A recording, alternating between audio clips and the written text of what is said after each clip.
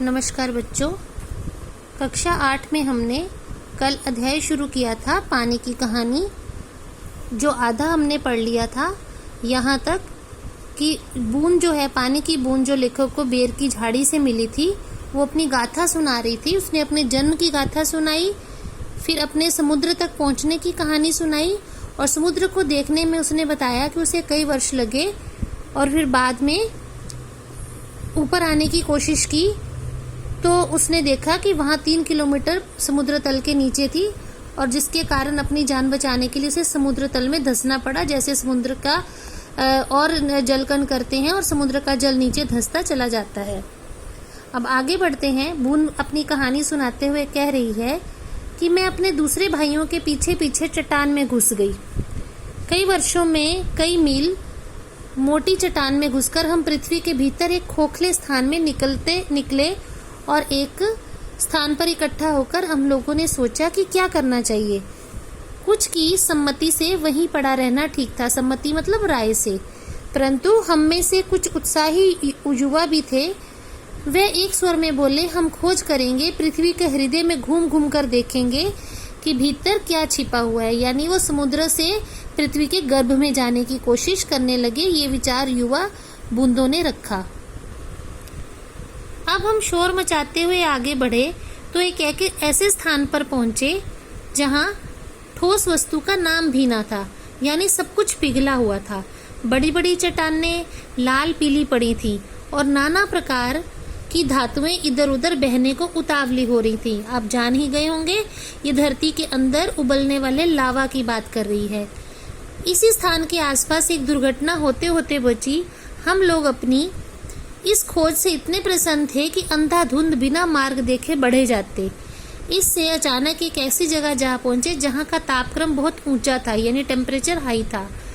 ये हमारे लिए असह्य था, असह्य जिसे सहा ना जा सके। हमारे अगुआ कांपे, अगुआ यानी लीडर, और देखते देखते उनका शरीर ओशजन और हद्रजन में विभाजित हो गया। यानी गर्मी के कारण बूंद सूख गई और गैस में विभाजित हो गई, और दोनों गैसें ऑक्सीजन और जो हाइड्रोजन है वो अलग अलग हो गई। इस दुर्घटना से मेरे कान खड़े हो गए। मैं अपने और बुद्धिमान साथियों के साथ एक और निकल भागी।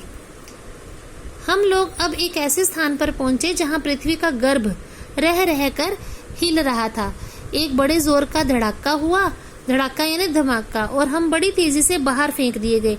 यहाँ पे ज्वालामुखी फटने की बात हो रही है, वॉल्केनो। हम ऊंचे आकाश में उड़ चले। इस दुर्घटना से हम चौंक पड़े थे। पीछे देखने से ज्ञात हुआ कि पृथ्वी फट गई है और उसमें धुआं, रेत, पिघली धातुएं तथा लपटें निकल रही हैं। ये दृश्य बड़ा ही शानदार था और उसे देखने के लिए हमें बार बार इच्छा होने लगी। मैं समझ गया तुम ज्वालामुखी की बात कर रही हो, ये बात लेखक ने बोली। हाँ, तुम लोग इसे ज्वालामुखी कहते हो। अब जब हम ऊपर पहुंचे तो हमें एक और भाप का बड़ा दल मिला। हम गरज कर आपस में मिले और आगे बढ़े। पुरानी सहेली आंधी के भी हमें यहाँ दर्शन हुए। वह हमें पीठ पर लादे कभी इधर कभी उधर जाती। वे दिन बड़े आनंद के थे। हम आकाश में स्वच्छंद किलोलें करते फिरते थे, यानी वो पानी की बूंद अपने और साथियों के साथ खुले आकाश में भाप के रूप में विचर रही थी। फिर से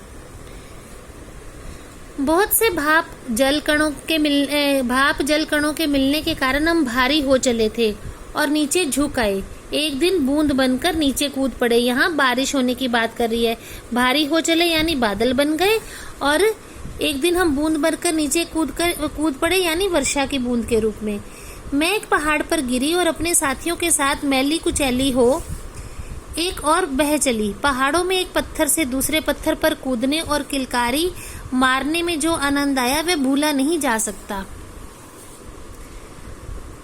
हम एक बार बड़ी ऊंची शिखर पर से कूदे और नीचे एक चट्टान पर गिरे। बेचारा पत्थर हमारे प्रहार से टूटकर खंड खंड हो गया। यहाँ बात हो रही है पहाड़ों से निकलने वाले पानी की तेज जलधारा के वेग की, जो पत्थरों को भी तोड़ देती है। ये जो तुम इतनी रेत देखते हो, पत्थरों को चबा चबा कर हम ही बनाते हैं। हमने 6th क्लास में एक कहानी पढ़ी थी कि चट्टान का एक टुकड़ा जब दरिया के पेंदे पर लुढ़कता जाता है और समुद्र में पहुंचता है तो किस तरह रेत बन जाता है। वो पानी के प्रहार से उसका जल जो खंड है उसके टुकड़े टुकड़े होते जाते हैं उस चट्टान के रूप के। तो इसी तरह चबा चबा कर हम रेत बनाते हैं। ये उसी कहानी को दोहरा रही है। जिस समय हम मौज में आते हैं तो कठोर से कठोर वस्तु हमारा प्रहार सहन नहीं कर सकती। यहाँ मौज में आने का मतलब है बाढ़ आने की बात। अपनी विजयों से उन्मत्त मतलब गर्वित होकर, अपने नशे में चूर होकर हम लोग इधर उधर बिखर गए। मेरी इच्छा बहुत दिनों से समतल भूमि देखने की थी, इसलिए मैं एक छोटी धारा में मिल गई। सरिता के वे दिवस, सरिता यानी नदी, सरिता के वे दिवस बड़े मजे के थे। हम कभी भूमि को काटते, कभी पेड़ों को खोखला कर उन्हें गिरा देते। जब बाढ़ आती है तो आपने देखा होगा कि पानी से भूमि का कटाव होता रहता है। पेड़ जो है उसके नीचे की मिट्टी निकल जाती है, खोखले हो जाती हैं और वो गिर जाती है पानी में। ये उस समय की बात कर रही है। बहते बहते एक दिन एक नगर के पास पहुंची। मैंने देखा कि नदी के तट पर एक ऊंची मीनार से कुछ काली काली हवा निकल रही है। ये किसी मिल की चिमनी की बात है। ऊंची मीनार यानी किसी मिल की चिमनी जिसमें से काला धुआं निकल रहा था। मैं उत्सुक होकर उसे देखने को क्या बढ़ी कि अपने हाथों दुर्भाग्य को न्योता दिया।